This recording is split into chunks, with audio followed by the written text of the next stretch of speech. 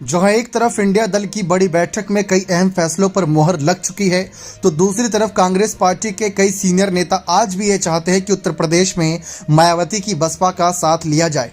जी आप सभी को जानकारी दे दें कि इंडिया दल की एक बैठक से पहले कांग्रेस ने उत्तर प्रदेश के तमाम सीनियर नेताओं के साथ बैठक की थी।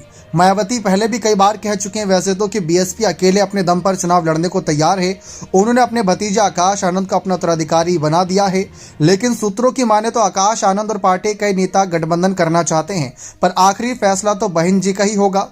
इस बीच कांग्रेस पार्टी की ओर गौर करें तो कांग्रेस पार्टी ने एक बैठक बुलाई। दिल्ली में हुई यूपी कांग्रेस के नेताओं की मीटिंग में बीएसपी से गठबंधन को लेकर लंबी चर्चा हुई। इस चर्चा की शुरुआत पूर्व केंद्रीय मंत्री सलमान खुर्शीद ने की। वे खुद फर्रुखाबाद से फिर लोकसभा का चुनाव लड़ना चाहते हैं। इमरान प्रतापगढ़ी, इमरान मसूद, अजय राय से लेकर बैठक में अधिकतर नेताओं ने एक जैसी बातें कही। सबकी राय ये थी कि बीएसपी से भी चुनावी गठबंधन हो। ऐसा होने से यूपी में बीजेपी को रोका जा सकता है। पार्टी के एक पूर्व सांसद ने कहा कि मायावती का वोट हमारे साथ ट्रांसफर हो सकता है।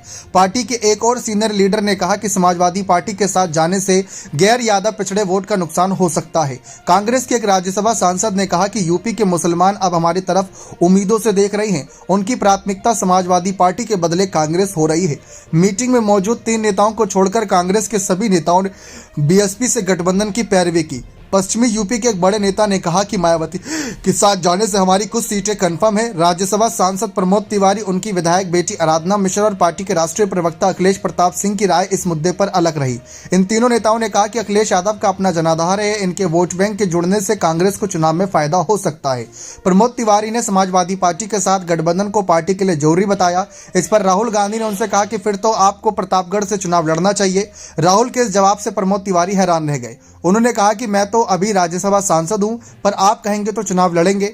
राहुल गांधी ने अपने साथी नेताओं की बात ध्यान से सुनी। फिर उन्होंने कहा कि मायावती जी का तो कुछ पता नहीं वे क्या करेंगी। राहुल गांधी ने कहा कि अभी हम समाजवादी पार्टी के साथ हैं और उनके साथ ही चुनाव में जाना है। इस दौरान प्रियंका गांधी खामोश नजर आईं। दूसरी तरफ इंडिया दल की बड़ी बैठक हुई। इंडिया दल की बड़ी बैठक में कांग्रेस के तमाम सीनियर नेता मौजूद रहे। खुद सोनिया गांधी ने तमाम विपक्षी नेताओं से एक एक करके जाके मुलाकात करी। चर्चा इस बात पर हुई कि सीट शेयरिंग पर क्या फैसला लिया जाएगा। समाजवादी पार्टी के अध्यक्ष अखिलेश यादव ने साफ कहा कि बसपा दल को लेकर कोई बैठक में ज्यादा चर्चा नहीं हुई, लेकिन ये बात तय है कि अब सीट शेयरिंग पर सभी दल अपनी अपनी पसंद की सीटों की बात रखेंगे। उस पर समझौता होने के बाद किसके खाते में कितनी सीटें जाएंगी, इस पर मोहर लग जाएगी।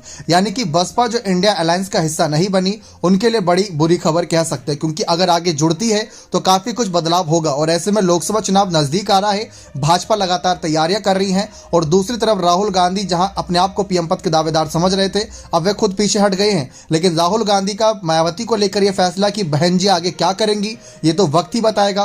तो ये तो सचमुच वक्त बताएगा कि मायावती अब क्या करेंगी, क्योंकि ना ही एनडीए का हिस्सा बनी और ना ही इंडिया दल का। अब देखते हैं कि इंडिया बीजेपी के साथ साथ बसपा के साथ कैसे उत्तर प्रदेश में जंग लड़ता है। बने रहे चैनल के साथ। बहुत बहुत धन्यवाद।